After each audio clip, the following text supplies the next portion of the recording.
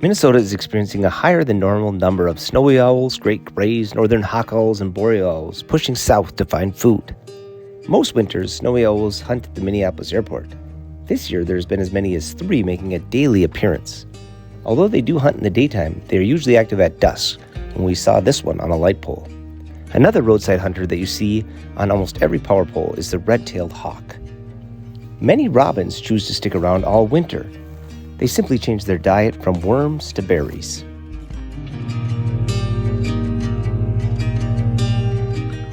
The Eurasian collared dove with the black crescent can be found on farms and has moved across most of the U.S. since being introduced to the Bahamas in the 1970s.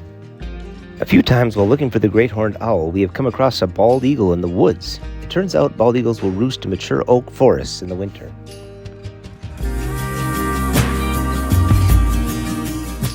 For waterfowl that do not want to make the trek south in winter, Shakopee is the place to be. Right next to Valleyfair is the Blue Lake Wastewater Treatment Plant. Swans, geese, and every species of duck hang out in either the water treatment pond or Blue Lake, which is a backwater of the Minnesota River. The population of trumpeter swans has been growing at more than 20% a year. Of the total worldwide population of 65,000 swans, over 50,000 live in Minnesota. Some will head south to find open water in Missouri and Arkansas, but I think most stick around.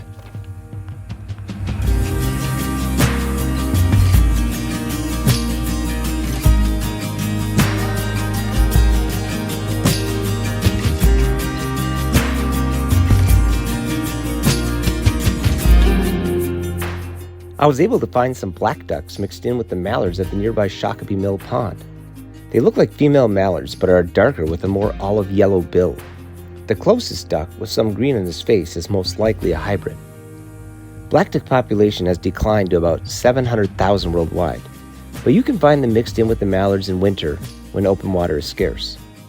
This tiny pond had about 400 mallards and 8 black ducks who will hang out here for the winter.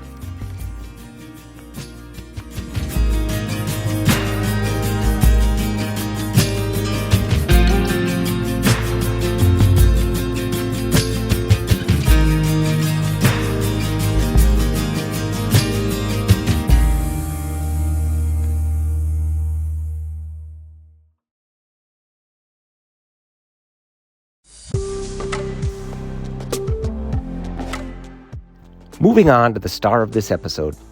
A pair of great horned owls have claimed the small woods near our house this winter. In the past, this woods has had barred owls, so I am certain it is their first winter here. Courtship begins in the fall, but we first started noticing them hooting at each other in December. They are usually in trees near each other, but they are very hard to find until about 5 o'clock, when it's pretty dark for taking photos. We only see the owls about 1 in every 3 times we walk through the woods, so we entertain ourselves with pileated woodpeckers. Like the great horned owl, pileated woodpeckers mate for life, and they are just beginning courtship now in early February. They will nest in a tree cavity in late March.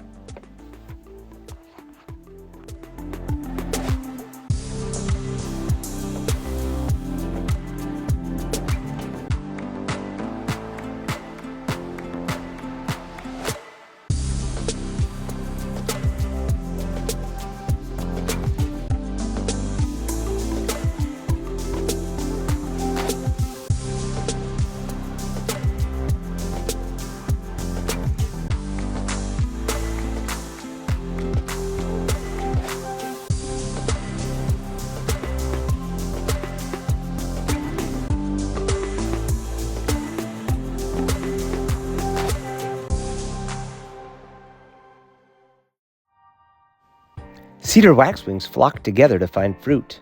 They can be in flocks as big as 1,000 birds. This flock was in Paynesville.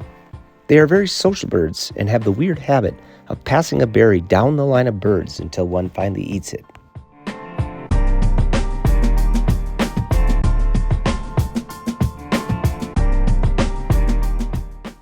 February also means the long-eared owls have found their winter roost. They can be in colonies of dozens of birds, but this year we have only found 1 pair. We did get to witness the female fly out into the marsh and catch a mouse, but it was too dark to get a good picture. There are great horned owls at the park where these long-ears live as well, so hopefully they will leave them alone.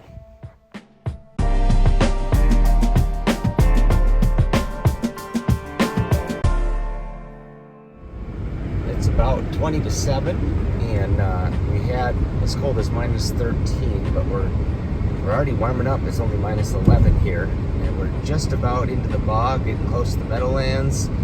Hopefully today is the day we'll get some pictures of the boreal owl.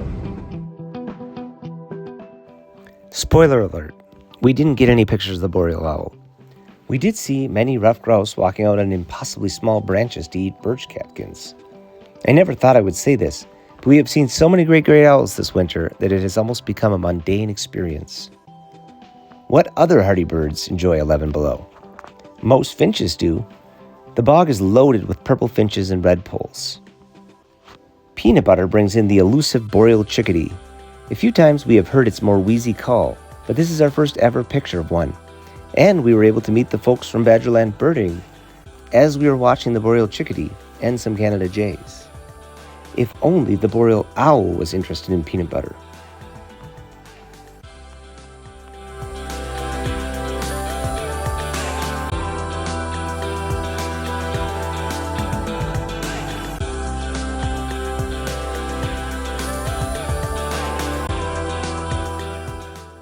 The deer in the bog always seem to have a little bit fatter faces, which they probably need for handling the cold.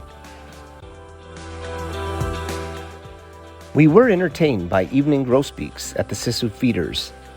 Ironically, these birds can only be seen in the morning.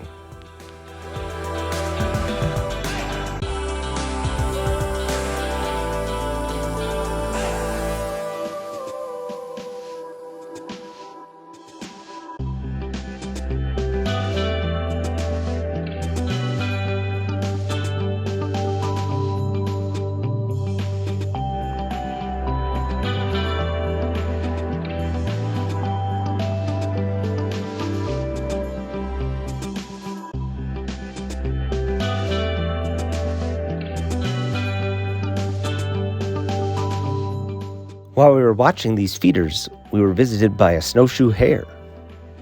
An identification tip. While the fur changes to reddish-brown in the summer, the tips of their ears are always black. One day we still have hopes of seeing the pine marten come to the feeder to eat peanut butter, but we got to see everything else eat it, so enjoy.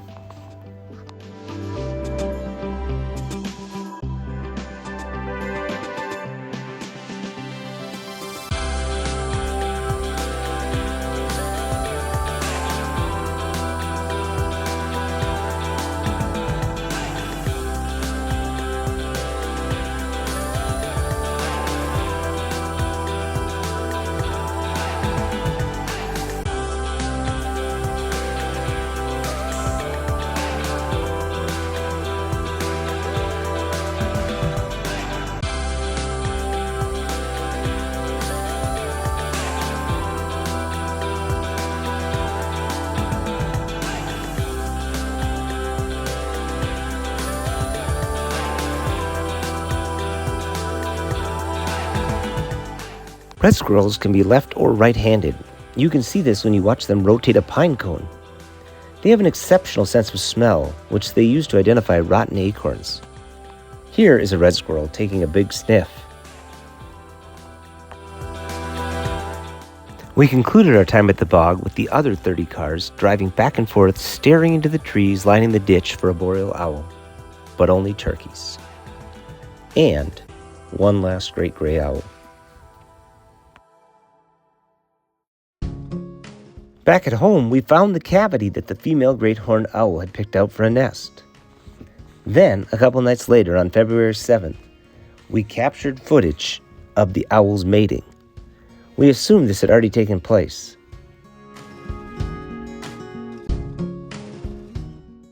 He seemed to signal her in with a lift of his tail feathers, and she seemed to give the green light with a lift of her tail feathers.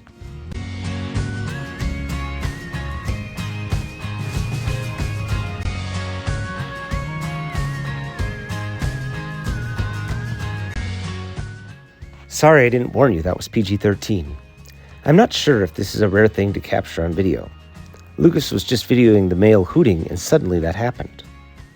After mating, they sat next to each other for quite a while. We never see them sitting this close together.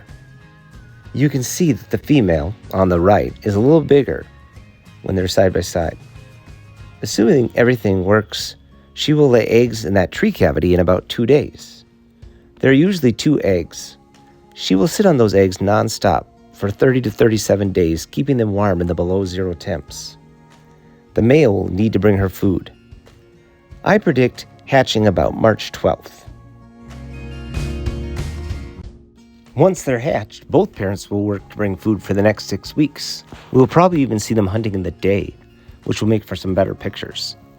On about April 20th, the owlets will be climbing out onto the tree and soon kicked out of the nest. They will practice flapping their wings and make short flights, but they will not be fully feathered and capable of flight for another 4 weeks. So be ready for more pictures.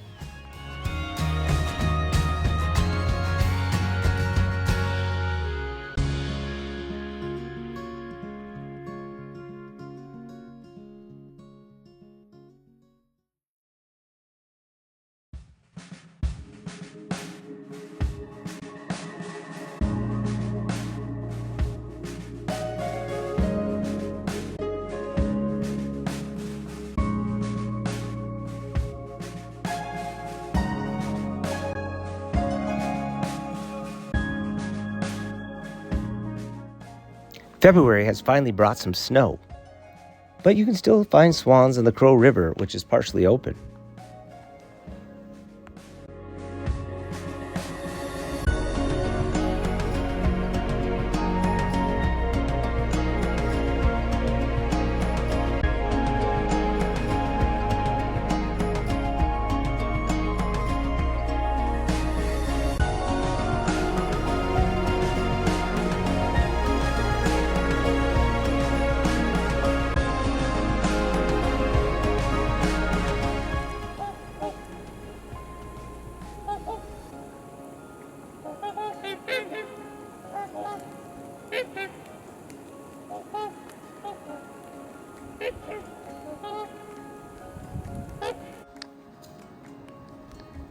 If you look closely, you can see that I was able to spot one ear tuft in the nest cavity, so I think incubation has begun.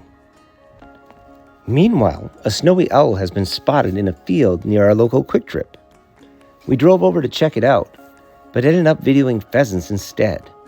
There was one hen pheasant and at least 4 cocks that were competing to impress her.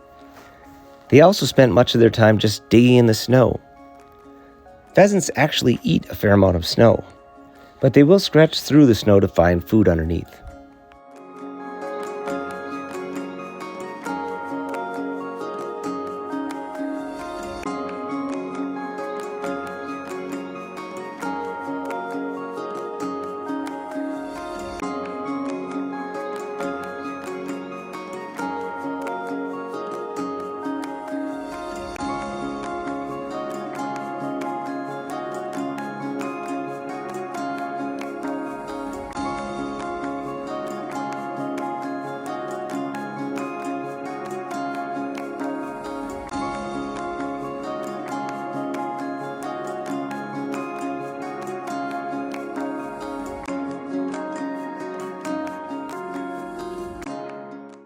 Two days later, we found the snowy owl at the movie theater.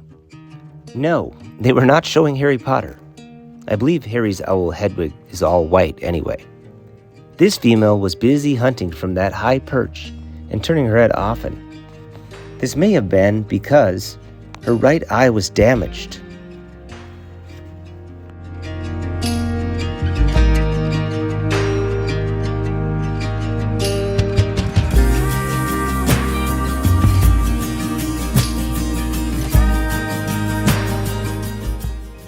When it got too dark for good photos, she finally flew down and grabbed something from the ditch. It's amazing that she could see some prey from that high perch 200 yards away. She finally flew to the bank of the overpass on I-94.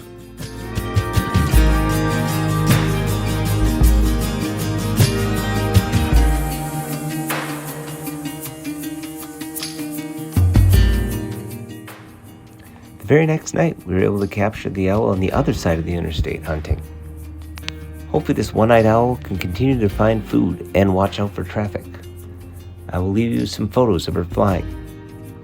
We'll catch catch you next time when we have more owl eruption adventures. Enjoy.